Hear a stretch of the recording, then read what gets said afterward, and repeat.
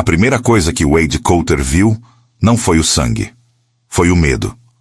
A jovem estava encostada contra a cerca do seu celeiro, uma mão pressionando o lado esquerdo das costelas, a outra segurando a barra de madeira como se fosse a única coisa impedindo o mundo de desmoronar sobre ela. Seu vestido estava rasgado no ombro, poeira grudada na saia, como se ela tivesse corrido quilômetros pelo Kansas seco. Seus pés descalços sangravam.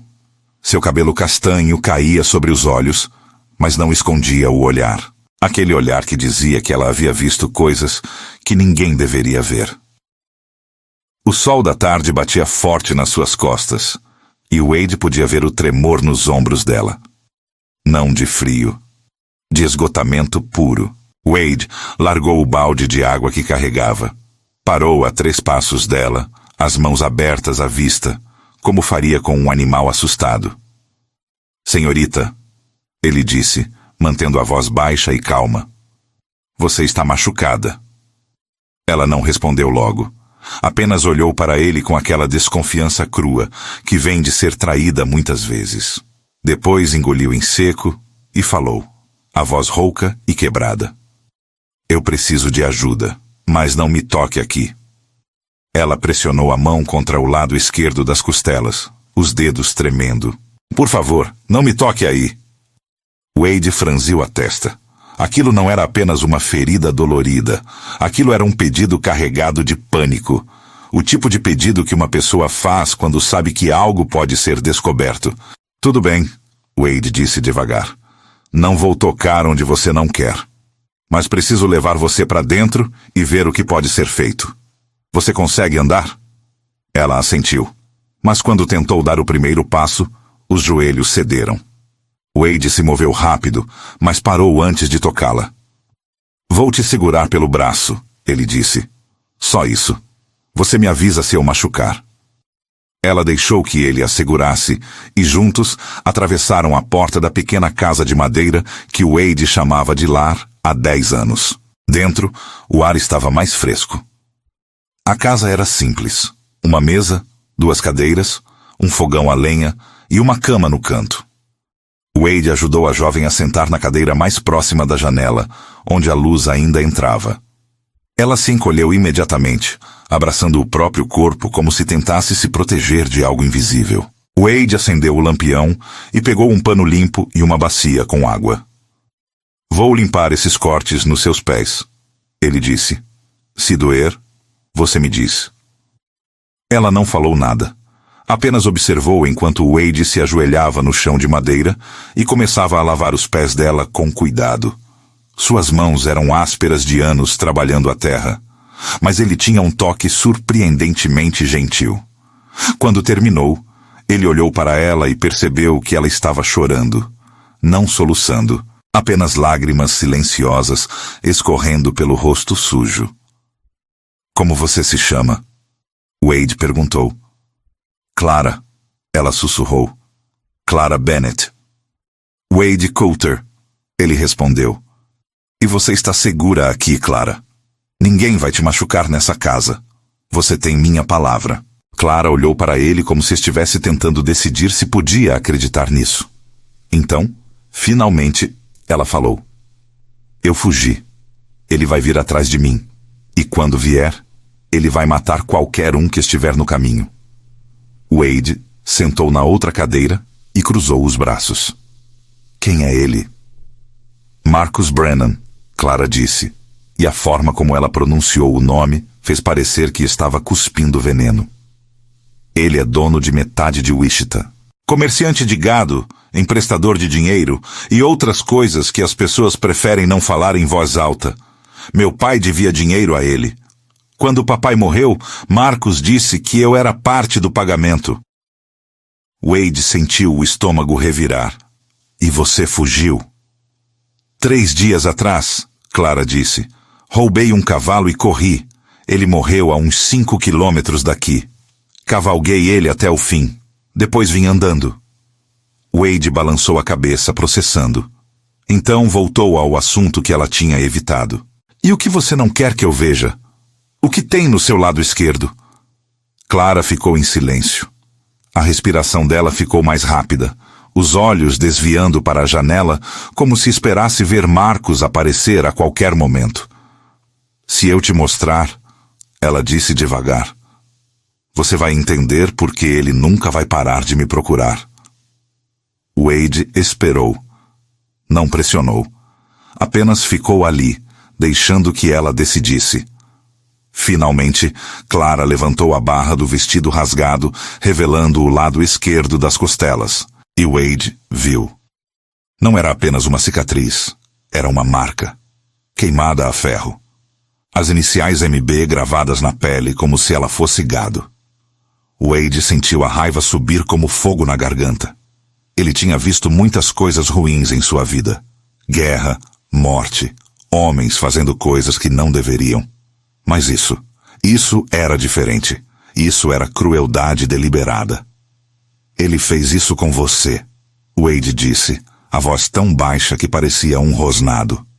Há 2 meses, Clara disse, puxando o vestido de volta.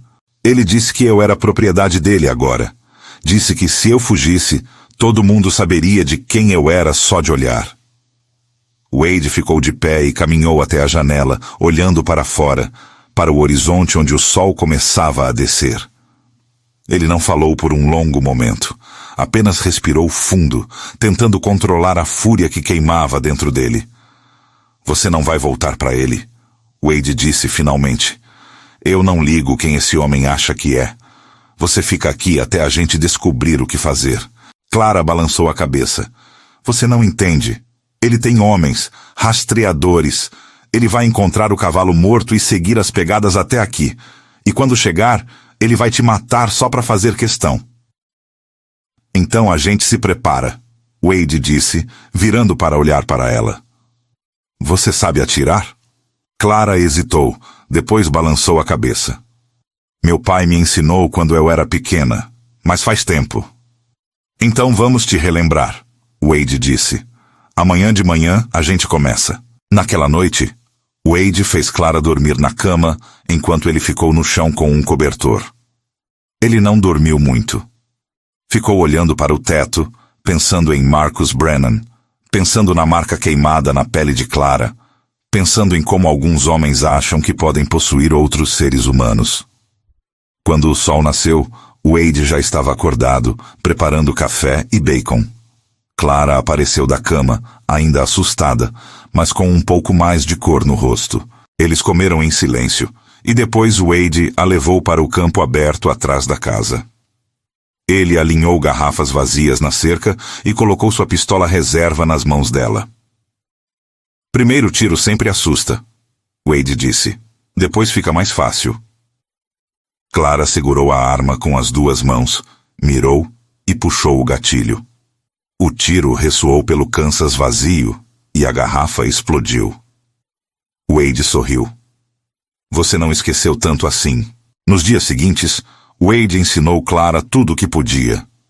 Como cavalgar rápido. Como recarregar uma arma sem olhar. Como ler o vento e saber quando alguém estava se aproximando. Ele também a ensinou coisas mais simples. Como fazer pão. Como ordenhar a vaca teimosa dele chamada Mabel. Como rir de novo, mesmo quando o medo ainda estava lá, escondido nas sombras.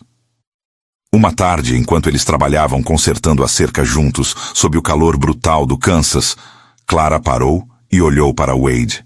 Por que você está fazendo isso? Ela perguntou. Você nem me conhece. Eu trouxe problemas para sua porta. Por que não me mandou embora? Wade parou de martelar o prego e olhou para ela. Porque tem coisas que a gente simplesmente faz porque são certas, ele disse. E porque eu já fui casado. Minha esposa morreu de febre há 10 anos. Desde então, essa casa ficou vazia demais. Talvez você tenha me lembrado que ainda há coisas no mundo que vale a pena proteger.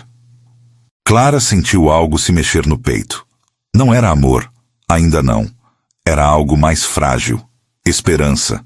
Mas a esperança tem uma forma de crescer quando você não está prestando atenção.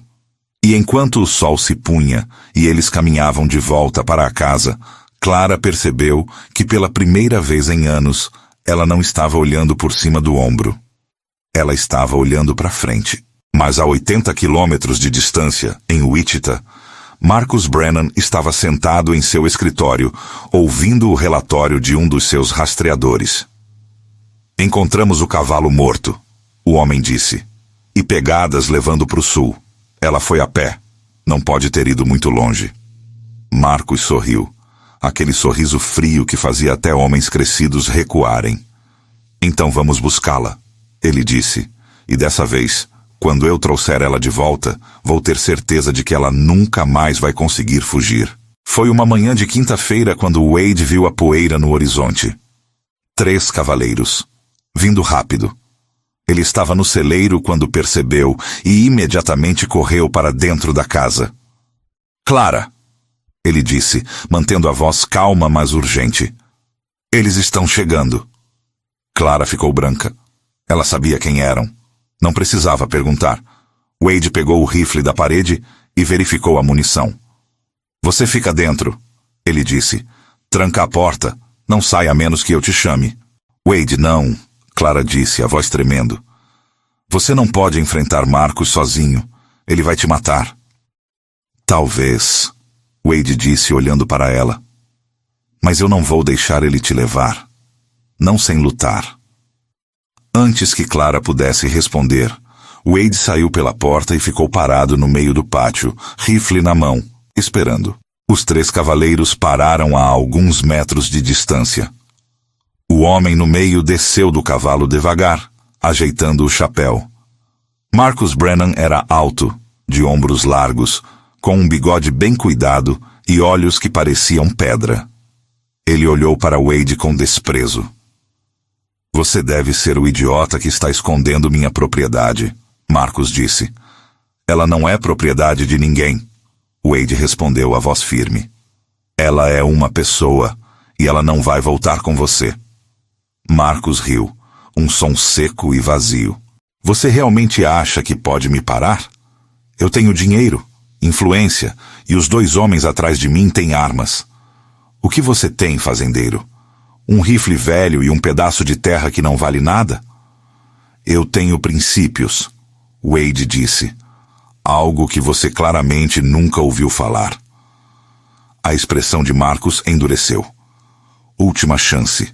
Me devolva a garota, ou eu pego ela à força. E depois eu queimo essa merda de casa até o chão. Wade não baixou o rifle. Então você vai ter que tentar. Foi então que Clara saiu da casa. Wade virou a cabeça, surpreso. Clara, não, ele disse. Mas ela já estava andando, segurando a pistola que Wade tinha dado a ela, os passos firmes apesar do medo. Acabou, Marcus, Clara disse, parando ao lado de Wade. Eu não sou mais sua, nunca fui. E se você tentar me levar, eu vou te matar. Marcus olhou para ela, depois para a arma na mão dela, e riu de novo. Você não tem coragem, garota. Você nunca teve. Talvez não, Clara disse. Mas ele tem. Ela apontou para Wade.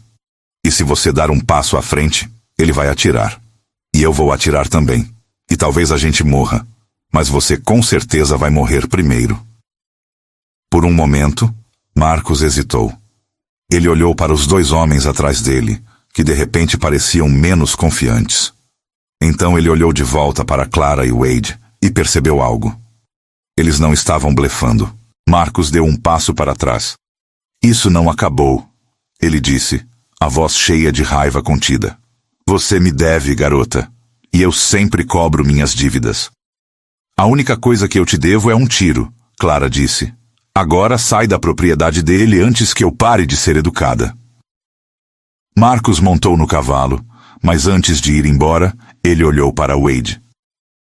Você vai se arrepender disso, fazendeiro. Você não sabe com quem está mexendo.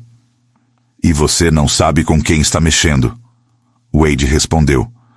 Agora some. Thelma. Eles assistiram Marcus e seus homens cavalgarem de volta para o horizonte. Quando a poeira baixou, Clara soltou a respiração que estava segurando e deixou a arma cair. Suas pernas tremeram, e Wade a pegou antes que ela caísse. Você fez bem, Wade disse segurando-a firme. Você foi corajosa. Eu estava apavorada. Clara sussurrou. Ainda estou. Coragem não é não ter medo, Wade disse. É fazer o que precisa ser feito mesmo quando você está apavorada. Agora, antes de eu continuar, se você ainda está comigo, me faça um favor. Toque no botão de inscrever agora, porque essa história está prestes a ficar ainda mais interessante. Pegue seu café, se acomode e me diga nos comentários que horas são onde você está ouvindo. Eu adoro ouvir de vocês. Nos dias que se seguiram, Clara e Wade não baixaram a guarda. Eles sabiam que Marcus não era o tipo de homem que desistia facilmente. Mas enquanto esperavam, algo mudou entre eles. Clara começou a sorrir mais. Ela começou a falar sobre o futuro, não sobre o passado. E Wade começou a perceber que a casa não se sentia mais vazia. Uma noite, enquanto estavam sentados no alpendre, assistindo o sol se pôr, Clara finalmente falou sobre a marca. Eu costumava ter vergonha, ela disse. Pensei que isso me definia. Que eu sempre seria a garota que Marcus Brennan marcou como gado. E agora? Wade perguntou. Agora eu acho que é só uma cicatriz, Clara disse. Não define quem eu sou. Define quem ele é. Um monstro. Wade olhou para ela. Você é a pessoa mais corajosa que eu já conheci, Clara Bennett. Clara virou a cabeça para olhá-lo. Você realmente acredita nisso? Eu acredito, Wade disse. E então, devagar, ele estendeu a mão e tocou o rosto dela. Clara não se afastou. Em vez disso, ela se inclinou e o beijou. Foi um beijo suave, cheio de esperança e gratidão, e algo mais profundo que nenhum dos dois estava pronto para nomear ainda. Quando se afastaram, Clara sorriu. Obrigada, ela disse, por me lembrar que ainda existem homens bons no mundo. Obrigada a você, Wade disse, por me lembrar que ainda vale a pena lutar por alguma coisa. Mas 80 quilômetros ao norte, Marcus Brennan estava fazendo planos. Planos que envolveriam fogo, sangue e vingança. 3 semanas depois, Wade acordou com o cheiro de fumaça. Ele saltou da cama e correu para a janela. O celeiro estava em chamas. Clara! Ele gritou, correndo para acordá-la. Levanta! Eles estão aqui! Clara acordou imediatamente, pegando a pistola da mesa de cabeceira. Wade pegou o rifle e abriu a porta com cuidado. Lá fora, 3 figuras estavam no pátio, iluminadas pelo fogo do celeiro. Marcus estava no meio deles, um lampião na mão. Eu avisei. Marcus gritou. Eu avisei que você ia se arrepender. Wade mirou o rifle, mas antes que pudesse atirar, um dos homens de Marcus atirou primeiro. A bala acertou a moldura da porta, estilhaçando madeira. Wade se abaixou e puxou Clara de volta para dentro. Vamos sair pela porta dos fundos, Wade disse, e depois a gente corre para o rio. Eles não vão nos pegar no escuro. Mas quando chegaram à porta dos fundos, viram que outro homem estava esperando lá. Um dos capangas de Marcus, armado e pronto. Clara não hesitou. Ela levantou a pistola e atirou. O homem caiu. Eles correram pelo campo, o fogo iluminando suas costas, os gritos de Marcus ecoando atrás deles. Quando chegaram ao rio, Wade parou e olhou para trás. A casa estava começando a pegar fogo também.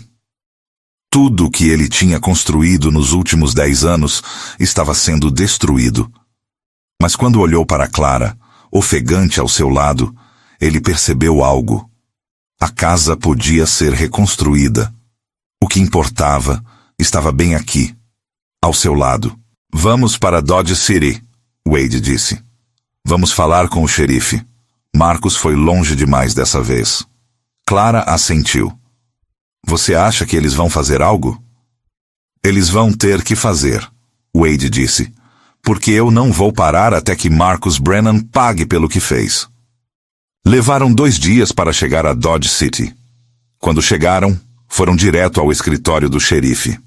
O xerife era um homem chamado Tom Lawson, Um veterano da guerra com cicatrizes no rosto e um olhar que dizia que ele já tinha visto de tudo. Wade contou tudo. Sobre Clara, sobre Marcus, sobre a marca, sobre o incêndio. Quando terminou, o xerife ficou em silêncio por um longo momento. Marcus Brennan é um homem poderoso, o xerife disse finalmente. Ele tem amigos em lugares altos. Vai ser difícil fazer isso grudar. Mas não impossível, Wade disse. Não se você tiver evidências, o xerife disse. Você tem?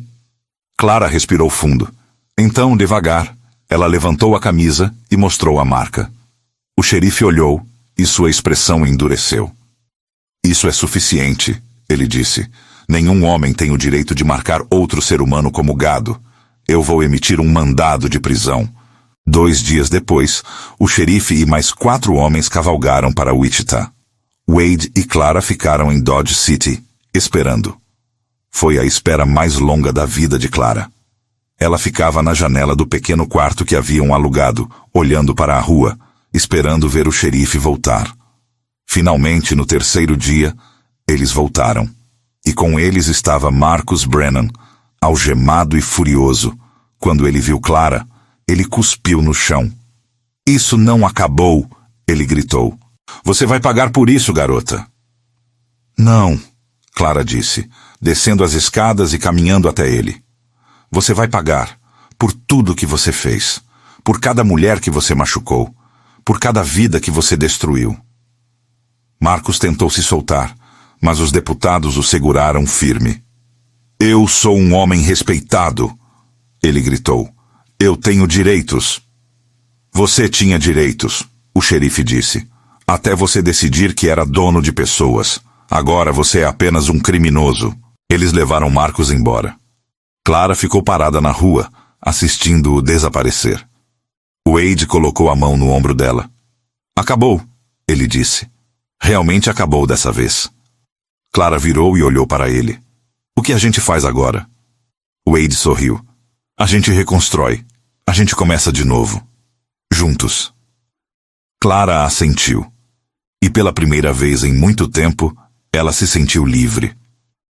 6 meses depois, Clara estava parada no alpendre da casa reconstruída, assistindo o sol nascer sobre o Kansas. Sua barriga estava redonda com o primeiro filho dela e de Wade, e quando ela sorriu, o sorriso alcançou os olhos. Wade saiu da casa, 2 xícaras de café nas mãos. Ele deu uma para Clara e ficou ao lado dela. Como você está se sentindo? Wade perguntou. Feliz, Clara disse. Pela primeira vez na minha vida, eu estou realmente feliz. Wade passou o braço ao redor dela. Eu também. Aqui está o que eu aprendi com a história de Wade e Clara. E talvez você precise ouvir isso hoje também. Não importa o quão escuro o seu passado seja, não importa quantas cicatrizes você carregue, você sempre pode começar de novo. Clara poderia ter deixado que a marca que Marcus colocou nela a definisse para sempre. Ela não deixou. Ela escolheu lutar. Ela escolheu se curar. E essa escolha mudou tudo. Se essa história tocou seu coração, me faça um favor. Toque no botão de curtir, inscreva-se no canal e compartilhe isso com alguém que precisa ouvir que a cura é possível. E eu quero ouvir de você. Você já teve que recomeçar do zero? Ou encontrar coragem para confiar novamente depois que alguém te quebrou? Deixe um comentário abaixo. Todos nós somos um pouco como Clara e Wade. Todos nós temos cicatrizes, mas essas cicatrizes não nos definem. O que nos define é o que fazemos a seguir, quem escolhemos nos tornar. Wade e Clara construíram algo lindo de pedaços quebrados. E você também pode. Obrigado por ouvir, pessoal. Até a próxima vez, mantenha seu coração aberto e sua coragem forte.